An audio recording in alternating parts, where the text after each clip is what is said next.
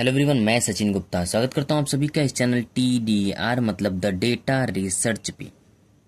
Suzlon energy एक ही दिन में 17% गिर गया। मतलब सुजलॉन एनर्जी लिमिटेड में एक दिन में 17% की गिरावट देखने को मिली है।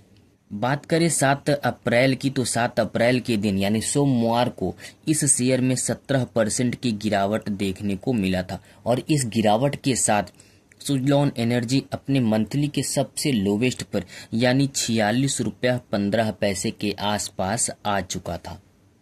ये शेयर यानी सुजलॉन एनर्जी लगातार 2 दिन से मार्केट में गिरे चले जा रहा है और इस गिरावट के साथ वो पूरे 6 महीने में लगभग 30% के अपने गिरावट पर आ चुका है। मतलब सुजलॉन एनर्जी जब 17% गिरा मार्केट में, तो टोटल पूरे 6 महीने में 30% तक गिर चुका है।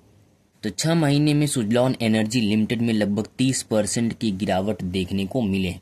जबकि अगर चार्ट को देखा जाए तो ये सुजलॉन एनर्जी न ही ओवरबॉट जोन में है न ही ओवरसोल्ड जोन में है, क्योंकि इसका RSI जो है वो 48.9 पर है। मतलब ठीक ठाक है। अगर 70 से ऊपर होता तो इसे कहा जा सकता था कि ओवरबॉट जोन में है, लेकिन RSI जो है वो 48.9 है। मतलब न ही ये शेयर ओवरबॉट जोन में है और न ही ये शेयर ओवरसोल्ड जोन में है। अभी हाल की खबर के अकॉर्डिंग सुजलॉन एनर्जी लिमिटेड की पूर्ण स्वामित्व वाली कंपनी जो है सुजलान ग्लोबल सर्विसेज लिमिटेड पर कुल 7.47 लाख करोड़ रुपए का जुर्माना लगाया गया है। ये जुर्माना लगाया किस लिए गया है, तो 30 अगस्त 2017 के मामले के अकॉर्डिंग इस पर जुर्माना लगाया गया है, जिसकी वजह से ये पिछले कुछ दिनों में न्यूज में भी था। तो अब एक सवाल उठता है कि इस पे जुर्माना लगने के बाद और 30% गिर जाने के बाद इस कंपनी में शेयर को होल्ड करना चाहिए, बाई करना चाहिए, सेल करना चाहिए, ये क्या करना चाहिए उसके बारे में। तो एक फर्म है जिसका नाम है मोतीलाल ओसवाल, उसने कहा है कि भारत में पवन ऊर्जा का प्रवेश अपेक्षाकृत कम है, जो विकास के लिए पर्याप्त गुंजाइश प्रदान करता है। किसको गुंजाइश प्रदान करता है, तो ये प्रदान कर रहा है सुजलॉन एनर्जी लिमिटेड को।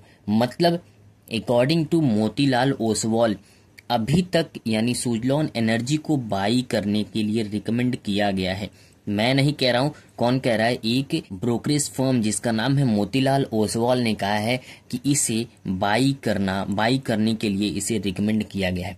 और इसने कहा है कि ये कंपनी आने वाले समय में 70 रुपए के आसपास जा सकती है। और सुजलॉन एनर्जी को खरीद की रेटिंग देने के साथ ही साथ ये मोतीलाल ओसवाल ऐसा 7वां ब्रोकरेज फर्म बन गया है जिसने सुजलॉन एनर्जी को बाई करने के लिए रिकमेंड किया है। जबकि एक ब्रोकरेज फर्म ने कहा है कि इसको सुजलॉन एनर्जी को होल्ड करना चाहिए।